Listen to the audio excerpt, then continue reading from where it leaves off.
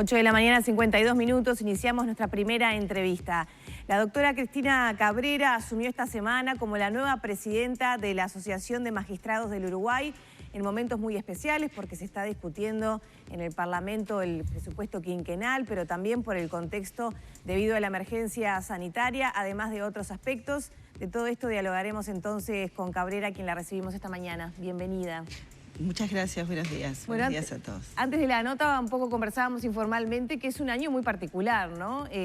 ¿Cuáles son los principales aspectos que debe lidiar en su lugar ahora, sí, en primera instancia? Bueno, para empezar, como usted dijo, toda la temática del presupuesto que se está discutiendo en el Parlamento y que nos atañe directamente, ¿verdad? Por las necesidades que tiene el Poder Judicial, que se ha visto relegado en su presupuesto y que entendemos que es necesario cubrir esas necesidades para una buena función para la sociedad.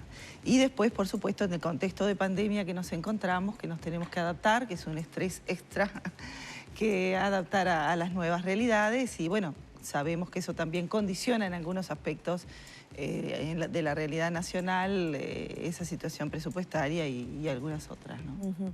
En cuanto a lo presupuestal, ¿qué aspectos básicamente se van a ver afectados?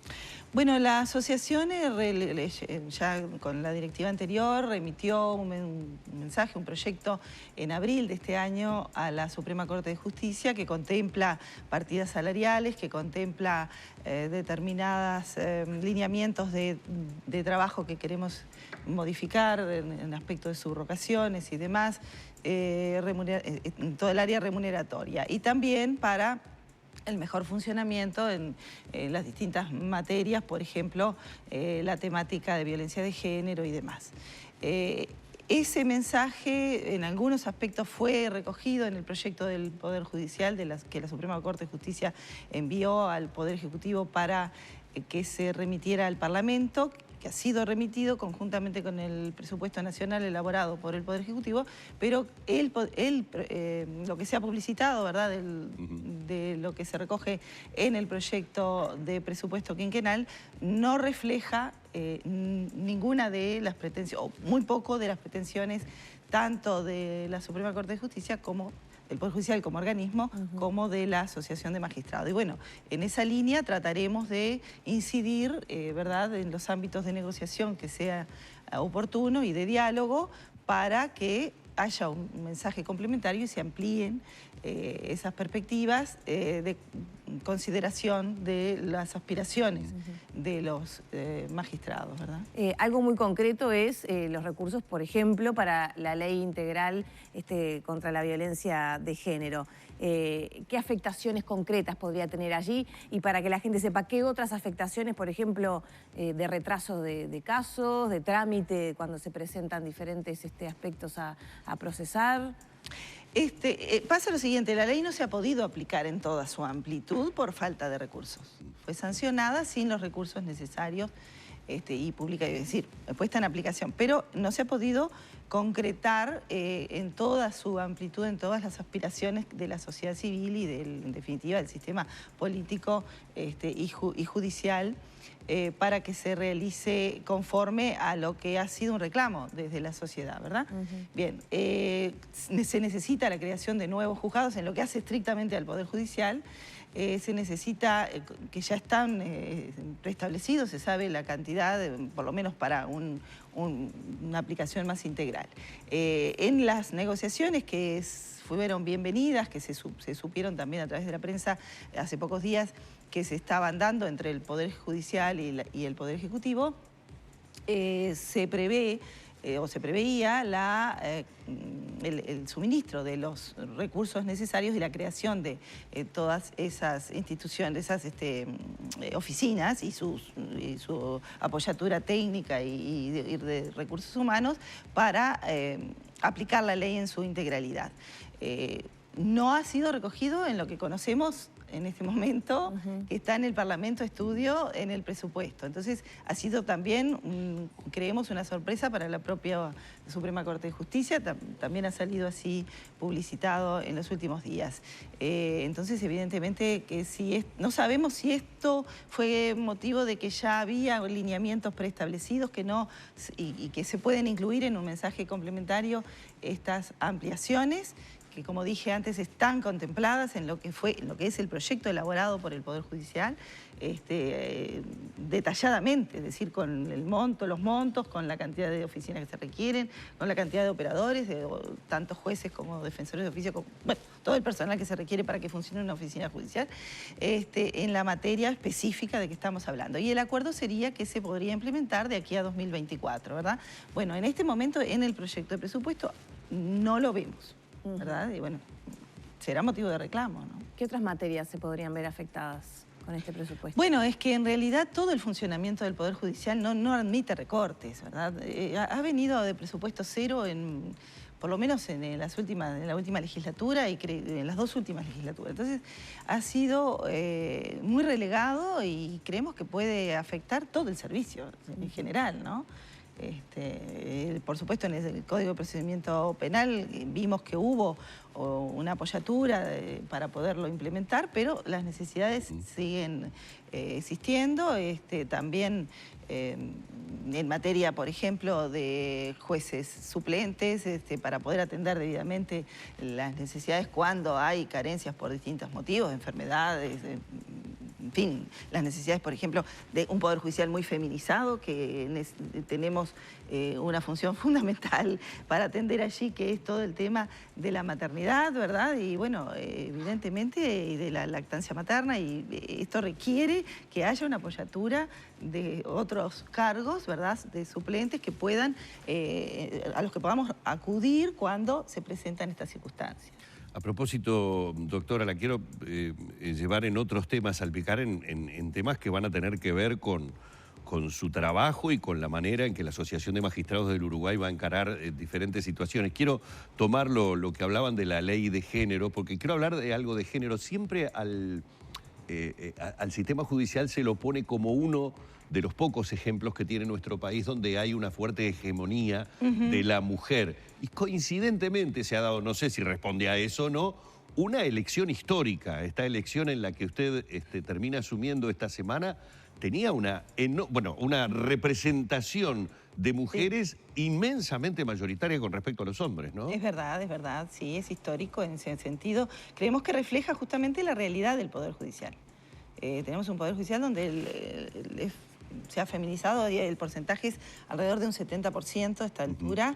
No tengo números exactos, porcentajes exactos, pero estamos más o menos allí en esas cantidades. Y el tema es que, como decía antes, hay necesidades específicas que tenemos que atender para poder desarrollar adecuadamente nuestro trabajo y compatibilizar las necesidades familiares, que además son en definitiva las que hacen al desarrollo de la sociedad, ¿verdad? Porque es muy importante, ¿no?, la realización de la mujer profesional, pero también en el ámbito familiar, en el ámbito de la maternidad, o en fin, de todas las áreas, ¿verdad? Y en este caso sí, nos congratulamos de que se refleje esa situación en lo que ha sido la composición hoy es ya la composición de nuestra actual comisión directiva. Por supuesto que contábamos con la participación de todos nuestros colegas, mujeres y hombres y jueces y juezas,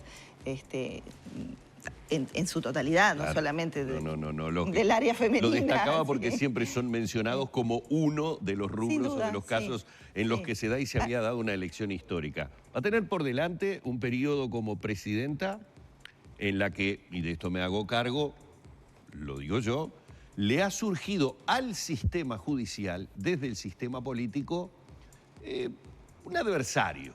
Y me estoy refiriendo a el general retirado Guido Manini Ríos y a Cabildo Abierto en su conjunto, porque en los últimos tiempos hemos escuchado críticas hacia el sistema judicial, especialmente hablando del tema derechos humanos. Es más, me voy a corregir, no en los últimos tiempos, una nota de hace muy pocas horas atrás en la que escuché al general retirado Guido Manini Ríos realizar algunas consideraciones en las que le llamaba la atención haber sido citado en su momento a declarar unos días antes de las elecciones internas, coincidentemente unos días antes de la elección general, y ahora que aparezca esto, ¿no? Es decir, como dando a entender de que hay cierto tipo de situaciones con respecto a su persona o al tema de derechos humanos que le llama la atención.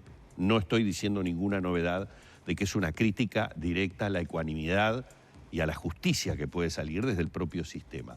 ¿Cómo piensa desde la presidencia de la Asociación de Magistrados encarar lo que aparentemente parecería ser algo que, como lo estamos viendo, va a seguir instalado como mesa de debate? Bueno, nosotros ya hemos hecho declaraciones en ese sentido, ¿verdad? En lo personal y en lo institucional, sin ingresar en el debate político que no nos corresponde y que nos está vedado constitucionalmente, ¿no? O sea, siendo muy respetuosos de la división de poderes y de lo que el juez en su imparcialidad debe mantenerse fuera de esa discusión. En lo personal entendemos que debemos bregar por preservar justamente la buena imagen, la dignidad de los magistrados, la buena imagen del sistema judicial, porque hace a la preservación de los derechos individuales y de los derechos humanos en definitiva. Una institución jurisdiccional fuerte y bien respetada y considerada es pilar fundamental de la democracia y del Estado de Derecho. En ese sentido nos vamos a manejar.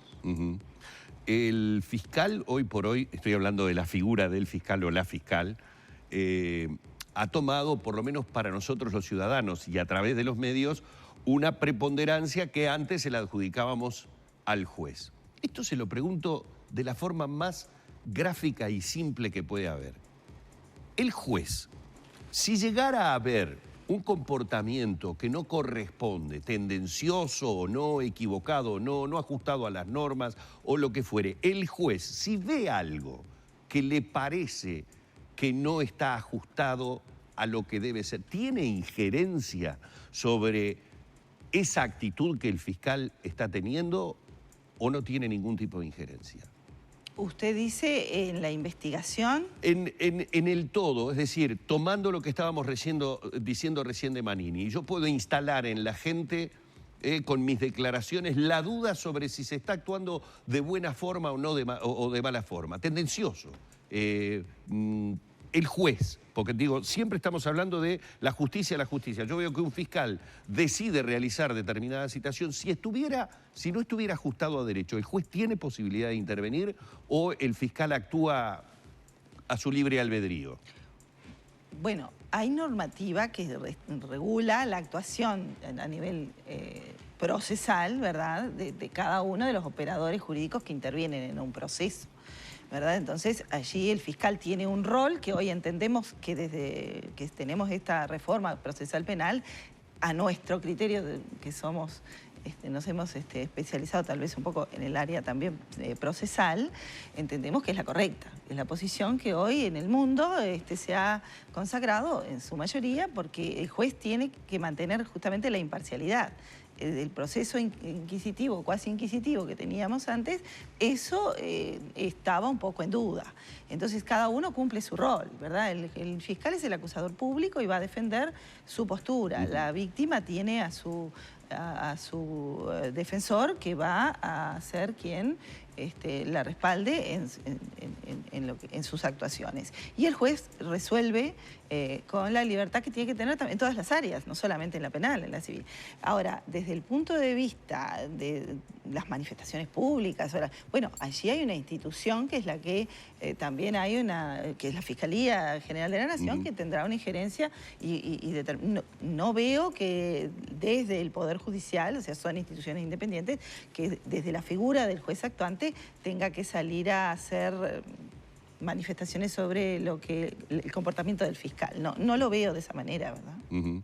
Bien, pero el juez sigue manteniendo, por lo que usted dice, más allá de que nosotros como ciudadanos veamos un mayor protagonismo de los fiscales, en definitiva, el juez es el que mantiene el equilibrio, la imparcialidad. Por supuesto, sí, sí, claro, sí. Esa es función jurisdiccional. Y creo que con este proceso es lo que se consagra, ¿verdad? Que antes no existía, o sea, digo, se confunde. En la investigación se decía que se contaminaba el juez porque no estaba realmente fuera de lo que era la investigación, que está a cargo del fiscal, que como es a quien le corresponde, porque es el acusador público, es quien va a buscar llegar a la verdad o a la existencia, a demostrar la existencia del delito. Por supuesto, primero siempre va a estar el principio de inocencia, por supuesto, ¿no?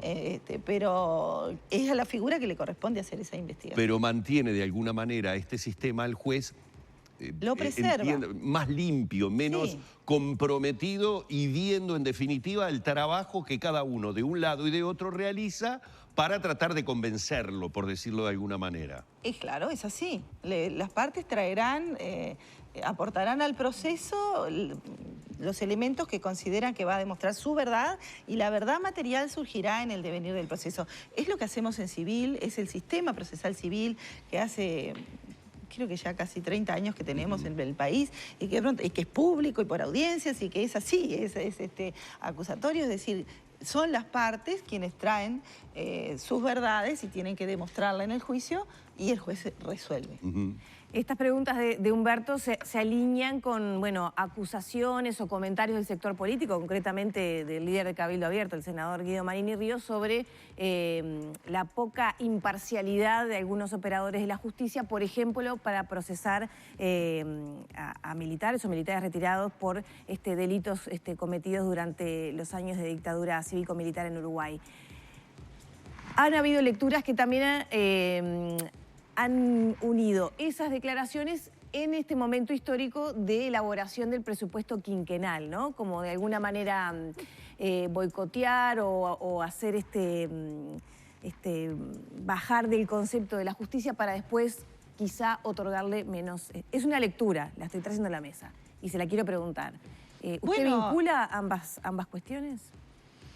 La verdad que yo creo, en realidad es novedoso lo que usted me dice, pero bueno, en la medida en que se denigre a una institución pública que ha sido reconocida internacionalmente por su independencia, por su integridad, por su imparcialidad, y bueno, en la medida en que en la sociedad se instale o se pudiera llegar a instalar esa versión de que no lo es, de que no se cumplen estos principios que son muy caros a la judicatura nacional, podrían justificarse que no se le otorgaran los medios suficientes para funcionar adecuadamente, porque si no cumple un rol correctamente para la sociedad, bueno, no sería una institución válida. Entendemos que puede ser peligroso ese camino. No lo habíamos visto visualizado así, pero digo, evidentemente que puede llevar también a esos...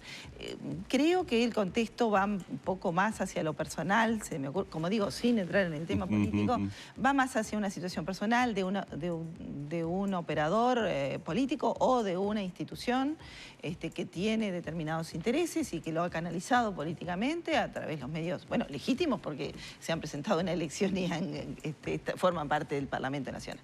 Pero no lo habíamos visualizado como... Pero puede llevar o puede llegar a incidir, esperemos que no sea así.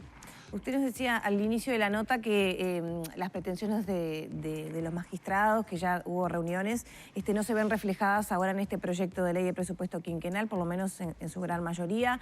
¿Qué programa o esquema de reuniones, de diálogos están previstos justamente bueno, para poder incidir y modificar algunos de los aspectos que allí se plasman? Todos los que sea posible, ¿verdad? Recién tomamos la dirección de la asociación, la primera sesión la vamos a tener mañana, tenemos determinadas líneas de acción trazadas que ya históricamente ya se mantienen y que se reproducen en cada instancia presupuestal, y bueno, todas las que sea posible a todos los niveles. Nuestra postura es la del diálogo fructífero, como lo dijimos al momento de asumir esta responsabilidad, que es un gran honor y una gran responsabilidad en lo personal. Y bueno, veremos cómo se plantean esas posibilidades. Sabemos que el contexto nacional conocemos y somos conscientes de que estamos, como decíamos hoy, en un momento y en un año muy particular, donde la sociedad se ha visto afectada en su conjunto por las dificultades económicas y demás, pero como gremio, como asociación, tenemos que bregar por el bienestar de nuestros integrantes, ¿verdad? Doctora, le hago una consulta porque hace cuestión de 2 días vimos la noticia sobre una situación donde se aplicó la legítima defensa y quiero traerlo a colación de los cambios que ha tenido el nuevo Código del Proceso Penal. En algún momento con el doctor Díaz, con el fiscal de corte en Arriba Gente hablábamos, estoy hablando de cuando recién había sido puesto en práctica, de algunos toqueteos o retoques que se le fueron haciendo, otros que se le hicieron en otro momento. Y la ley de urgente consideración trajo también algunos cambios que el otro día parecieron verse reflejados, dígame si estoy equivocado o no, en el tema de legítima defensa que se dio con una persona que mató a un delincuente y que ingresó, creo que para robarle un lanar o algo por el estilo.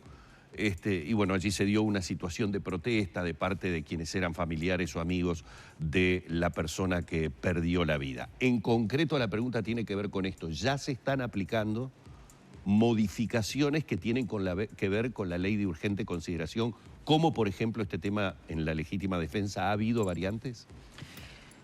Bueno, usted me trae a un área que no es mi especialidad, Ajá, que es la penal, ¿verdad? Allí nosotros tenemos a una integrante muy destacada, que es la doctora Graciela Gatti, que nos va a apoyar en esta gestión, justamente en el área penal. Bien, de todos modos, como operador jurídico y como ciudadana, puedo opinar que la legítima defensa siempre es un instituto a veces difícil de comprender para la sociedad en cuanto a su alcance, en cuanto a la dimensión que debe tener la agresión en relación a la defensa, para que sea legítima precisamente y no incurra en una situación también delictiva, ¿verdad? Porque si quien nos agrede, en fin, con un arma de juguete, bueno, puede confundirse con un arma real. Claro, en el caso del arma de juguete no, pero, por ejemplo, que las fuerzas sean y que realmente exista un riesgo de vida, ¿no? Y que realmente exista. Entonces hemos visto casos donde se alega legítima defensa y de pronto la persona estaba huyendo y se dispara y se mata. Entonces eso no es legítimo realmente. Pero desde la sociedad civil entendemos que es difícil de comprender lo que para los operadores jurídicos entendemos, porque primero que nada está la vida, el derecho de la vida, y bueno, por supuesto que siempre hay una colisión a veces entre los distintos derechos, ¿verdad? La defensa de la propiedad, del hogar, de los demás. Pero creemos que hay que mantener ese límite, porque justamente si no podemos ingresar en situaciones o de justicia por propia mano, ¿verdad? O sea, podemos ingresar en situaciones donde se violenten derechos sustanciales. Las modificaciones justamente legislativas es un área que vamos a analizar, que estamos también abocados, desde la asociación vamos a estar abocados a analizar y a estudiar en profundidad, tanto en el ámbito penal como en el resto, que son varias las modificaciones que se introducen en la legislación vigente.